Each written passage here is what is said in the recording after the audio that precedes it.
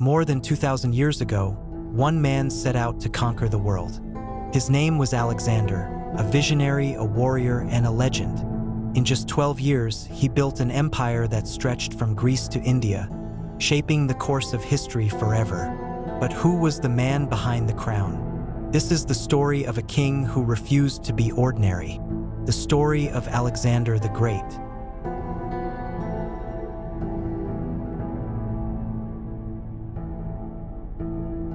Alexander was born in the summer of 356 BC in the city of Pella, the capital of Macedonia.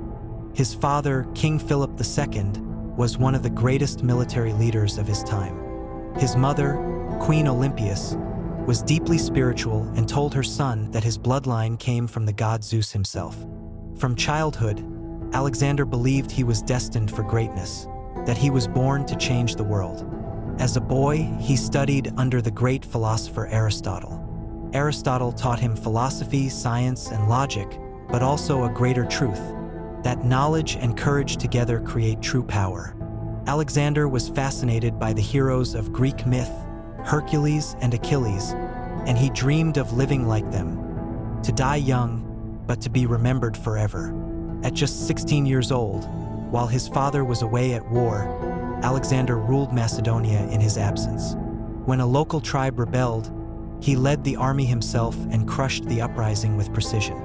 When King Philip returned, he realized his son was no longer a boy, but a commander. Yet their relationship was tense. Philip saw in Alexander an ambitious rival, not just an heir. And Alexander, driven by pride, wanted to surpass his father in everything. Then came the night that changed history. In 336 BC, during a royal wedding, King Philip was assassinated. In an instant, the young prince became king, at only 20 years old.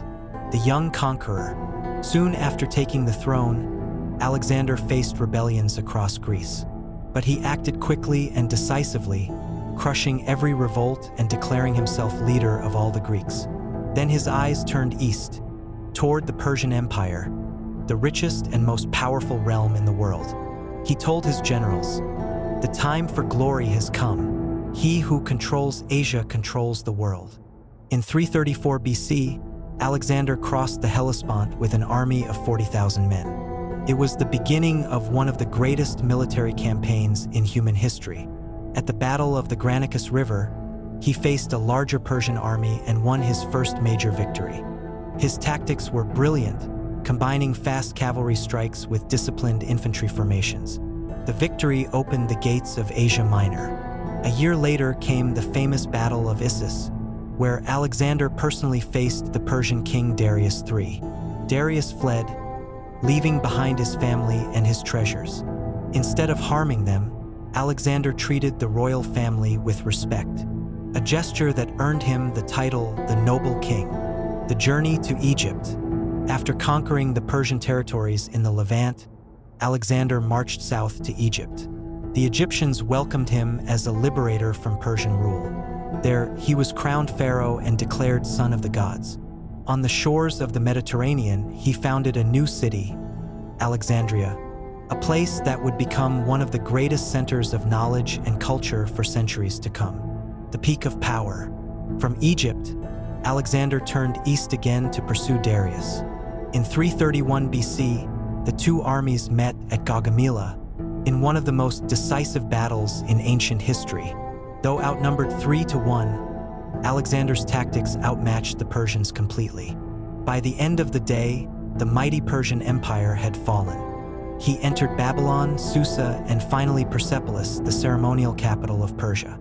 There, he ordered the great city to be burned, a symbolic revenge for the Persian destruction of Athens 200 years earlier. To his men, Alexander was no longer just a king. He was becoming a legend.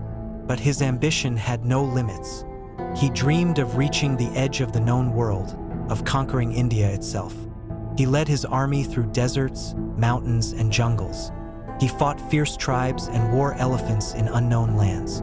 Yet after 8 long years of marching and fighting, his soldiers could go no further. Exhausted, they begged to return home.